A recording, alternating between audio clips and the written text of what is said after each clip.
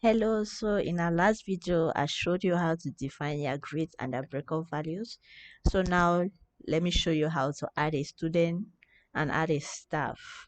So let's begin with adding a student. So for adding a student, it's simple. You go up to your student tab and you come to add a student. So here they're going to ask you for the student first name and the student last name. Those are mandatory fields.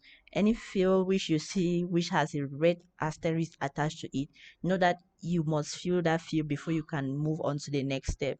So these other fields which don't have asterisks on it, they're not compulsory, so you don't need to fill them if you don't want to. So you have first name, last name, middle name, and a suffix if the student have one. Then you state the student gender. It's not a mandatory field. I just like doing it. Date of birth is mandatory, so you have to do it. You give the student date of birth.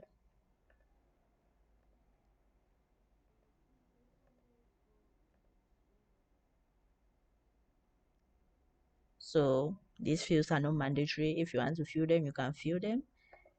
But don't want to take up time filling up all those information. Grade field is mandatory. So you see the grade levels which you define while setting up the student, while inputting the student is being needed here. So you select what level that student is in and you click on it. So I've imported all the mandatory fields, so we can click on the save button and go to the next page. Note that if you don't fill all these mandatory fields, you will not be able to go to the next page.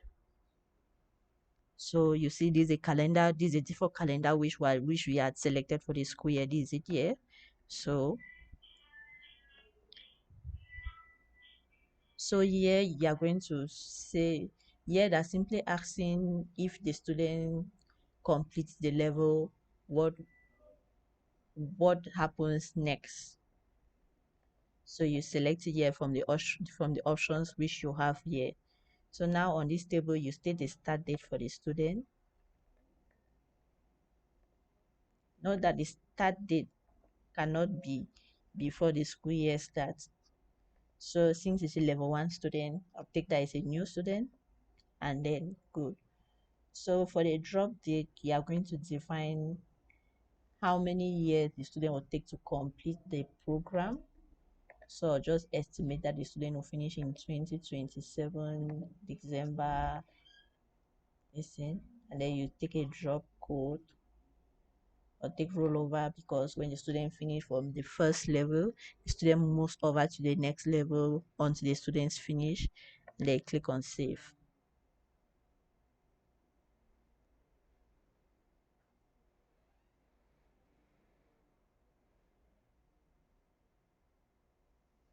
Sorry, this is taking a little bit of time.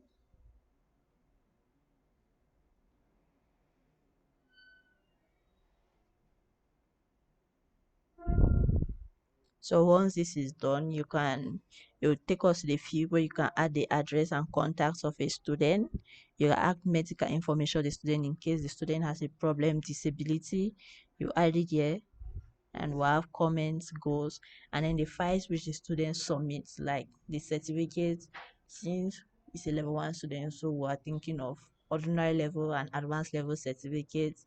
That is what will be included here in the file.